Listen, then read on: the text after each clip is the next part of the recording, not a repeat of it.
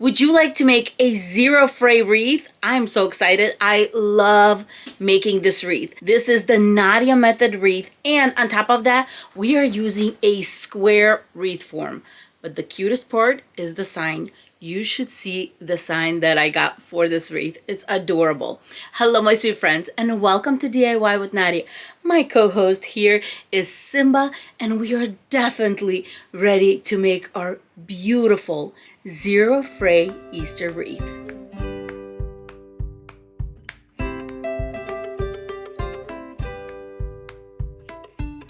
Let's go through the supplies for this wreath. We are starting with 2 rolls of Deco mesh.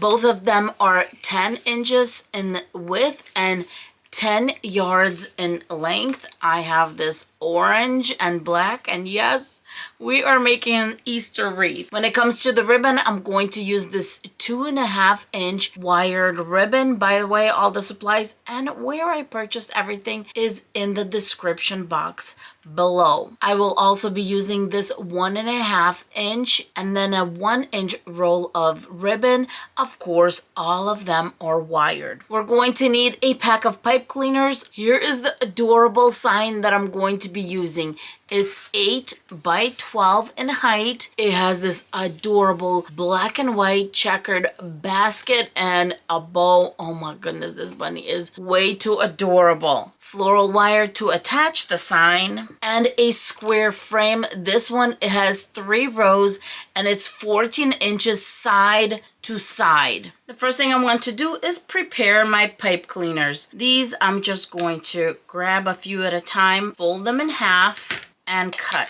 When it comes to our Deco mesh, we have to do a little bit of math. Each roll is 10 yards. 10 yards is 360 inches. 360 inches of Deco mesh divided into 24 pieces that we're going to need per roll. That's going to give us 15-inch strips, which means if we cut our Deco mesh into 15-inch strips, we're going to have 24 strips per roll, and we are going to need a total of 48 strips or pieces of Deco mesh when we are done, because that's how many bows we're going to need. Sometimes instead of 2 colors, I can use 3 or even 4. The only thing that I need at the end is 48 pieces at 15 inches each so that we can have a full and beautiful wreath. To make it easier on ourselves, we are going to overlap and then just use a rotary cutter to cut our Deco mesh.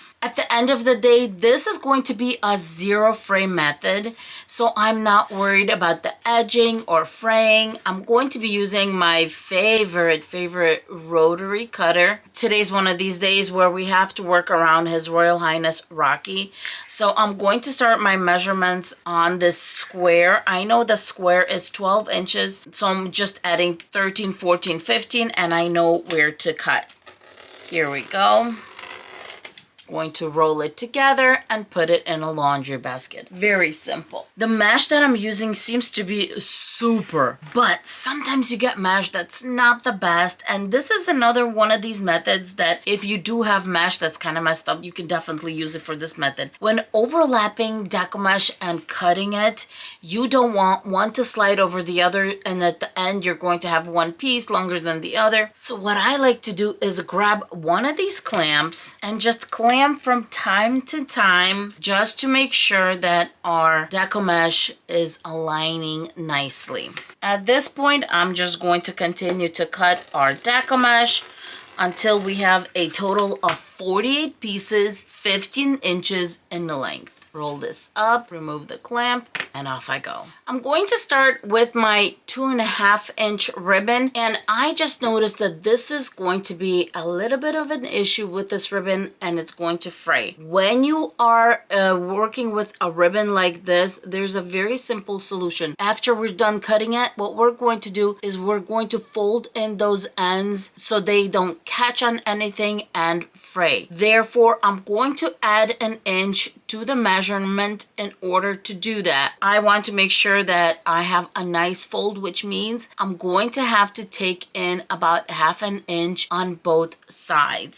If you have a ribbon that doesn't have issues with fraying, then just cut it at 11 inches. I'm going to give mine an extra inch so I can fold on both sides. Therefore, I'm going to need 8 pieces at 12 inches each. Because we're going to be folding these, I'm not going to cut them the same way I usually cut my ribbon, which is with a dovetail. Here, I'm simply going to just go to the ends and cut the ribbon. I decided to fold it now. You can either do 1/2 inch or you can do a little fold and a second fold. That's really going to hide the little fraying underneath. I feel like if the ribbon is strong enough, you can definitely do a 1/4 inch and a 1/4 inch, 1/2 inch on both sides, and I fold it in twice. I have a nice simple ribbon. Because this one is checkered, I think this part is going to be just fine. Next, I have my 1.5 inch ribbon, and I'm going to be cutting this one at 11 inches. I'm going to need a total of 8 pieces of this ribbon. After I get my 8 pieces, this one we can definitely do dovetails on, folding the ends in half and cutting out a little triangle, making sure I cut the piece that's going over, and there we have our dovetails. I'm going to do this to both sides of my little zigzag ribbon. And now we have the 1 inch ribbon. This time we're going to go a little bit further, and we are going to measure it at 22 inches. And just the same, we are going to need 8 pieces of this one also. The reason this ribbon is going to be 22 inches is because I want to make a little loop in the center and then have the tails coming off. I really feel like this gorgeous orange and white buffalo check ribbon is going to be a great addition to our ribbon bundles. This makes it 8. And with this one, I'm also going to be doing dovetails at the ends. I got my pipe cleaners on the table, and now it's time to make our Nadia bows. These are no fray bows, my friends. I'm going to start by just wiggling out my Deco mesh until it overlaps about 1.5 inches. Put this whole piece vertically, and the way I like to do it is with one finger I'm going to hold it on top. With my thumb I'm going to hold it in the center because this is a long bow, and all I'm doing is collecting from the bottom all the way to the top. Now I'm going to flip our little bow. This is the smooth side. Grab a pipe cleaner and put it right over the smooth side and pinching it on the other side. Now I'm going to give this a few good twists, and when I do that, look at how gorgeous this bow turns out. One cut side of your piece is going to be hidden on the inside of the bow, and the other side is going to be on the underside of the bow, but it's going to be so tightly put together, there is going to be no fraying. Let's work on our second bow. We're going to wiggle it out until we're overlapping 1.5 inch. Now I'm going to put it vertically, one finger on top, one in the center, and I'm going to collect from the bottom. Let's flip. The pipe cleaner goes right over. I'm going to push this back so that I can have a nice tight seal. 1, 2, maybe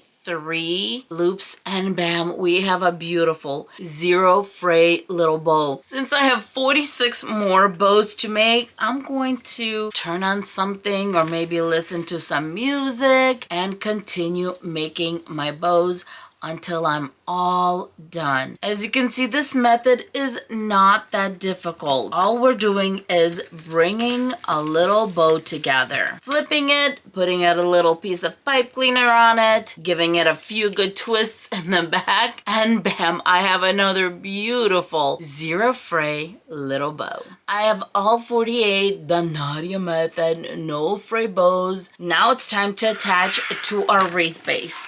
Because it's a square wreath base, we have sections on the corners that are a little larger than the center ones. So what we're going to do is in the center sections, we're going to put 5 of the bows. On the corners, we're going to put 7 because we do need to fill those areas in. Flip my wreath base and only attach to the center row. Because it's in the center, it's not going to flip this way or that way. It's going to be just fine. And all I'm doing here is just twisting the pipe cleaner up, and then I'm going to wrap it around the wreath base. The first section is done, and at a first glance, it's giving all of us a fall vibe. But don't forget, this is just the base. We need those colors popping in so that our beautiful sign and ribbon can shine through. So it's okay to have a base with colors that are a little bit off season per se, but we are going to make it work, and it's going to be stunning, my friends. I have 7 in my corner section. Now I'm about to do 5 in this center section, and then off I go, attaching all of these little no fray bows.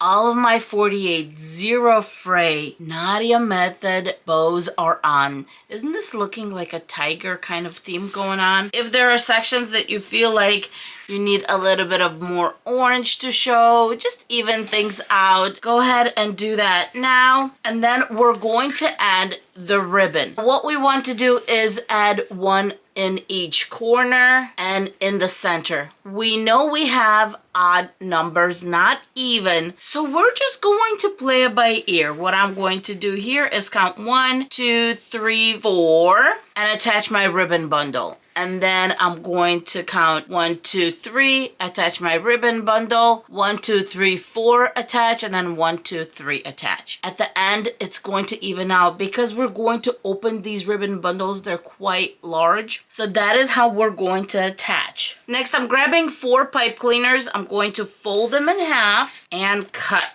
This is for our ribbon bundles because we need 8 total. Here we have the 22 inch, going to keep it curled. Then we have the 1.5 inch, and then of course the 2.5 inch. Going to start larger to smaller, so starting with the 2.5 inch, then I'm going to bring in 1.5 inch, and then are 1 inch. Going to take my 1 inch ribbon, and what I'm going to do is this. Measure off 6 inches first. Where I have 6 inches, I'm going to hold one just like it is. The top one, I'm going to flip and overlap, just like this. Then I'm going to center these in the center of my cutting board. Put the 1.5 inch right in the center on top and gather.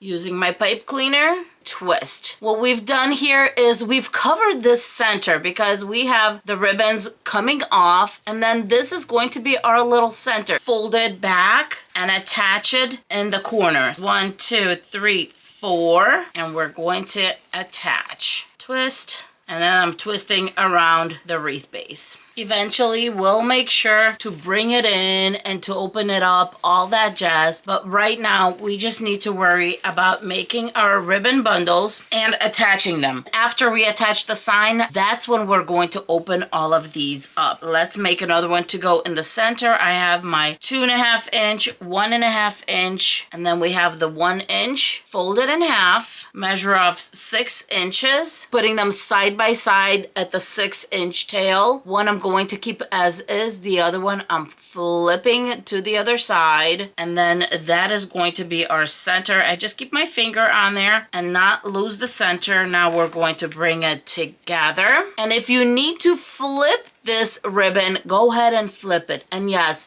if you're using a 1.5 inch, you can definitely do the same thing. You can use all 1.5 inch ribbon or 2.5 inch ribbon if you want. The more ribbon you use, the more filled in that's going to get. For me, it's not about the width of the ribbon. For me, it's more about the ribbon working together and working together with the wreath and the sign. A few twists. Now we're counting 3. 1, 2, 3, and put that in. Twist that up. And of course, this is going to be on repeat until I'm done attaching all 8 ribbon bundles. Let's do that 1.5 inch together one more time. Fold it in half. 1.5. Measure off the tail to be 6 inches. Separate my ribbon. One I'm going to hold in place. The other one I'm going to twist up. Now we're just overlaying them and putting them in the center and gathering. Now I have my pipe cleaner right in that center. A few twists in the back. And there's our sweet little ribbon bundle. The ribbon bundles are on, but we're still looking like fall because I don't want to bring them up until the sign is all set. And now we're going to bring in the sign. When I have a sign that's as big as this one and I'm doing a square wreath, why not add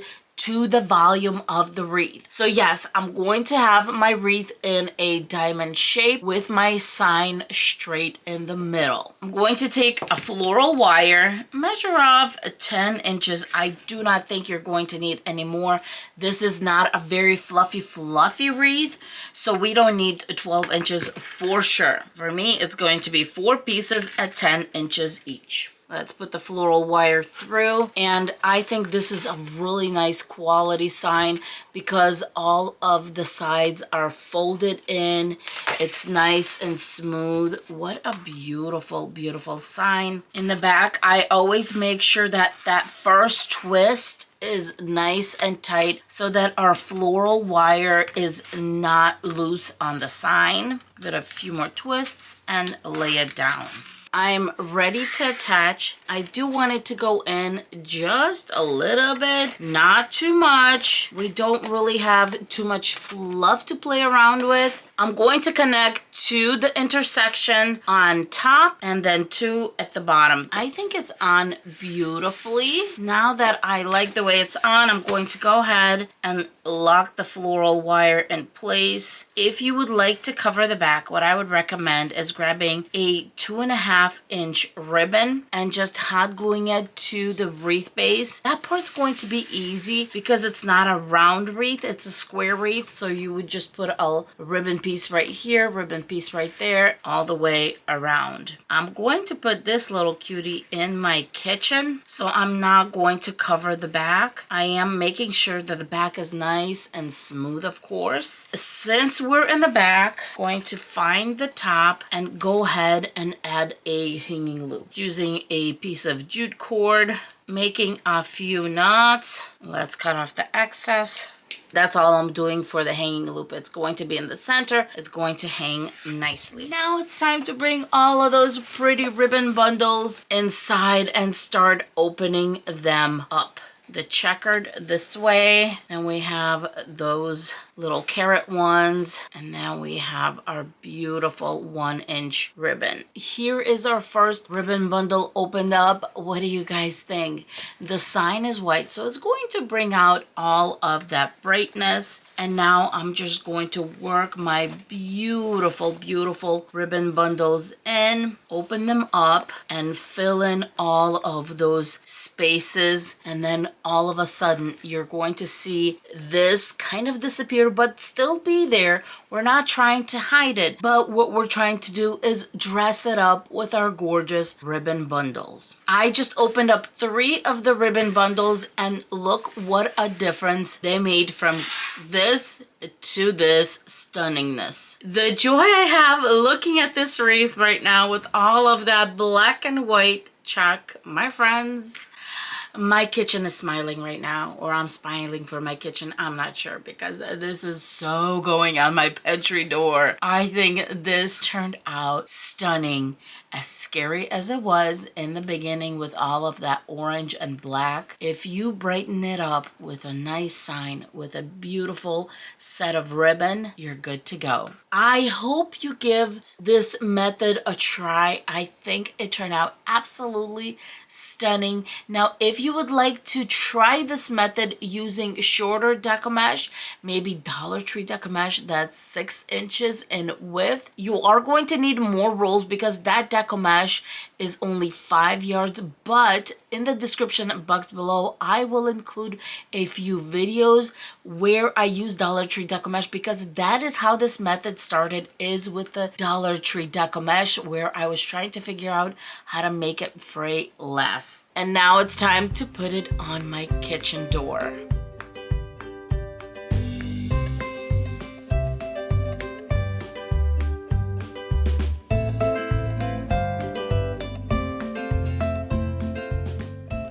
I hope you enjoyed this wreath tutorial. I have not made this wreath in a while, so I was so excited to decorate it. And of course, that sign, what do you guys think? It's gorgeous. Thank you so much for stopping by. Don't forget to like, subscribe, and of course, give us a thumbs up. But more importantly, don't forget to leave a comment and say hello. Say bye, Simba. Oh my goodness. Oh my goodness. I love his high fives.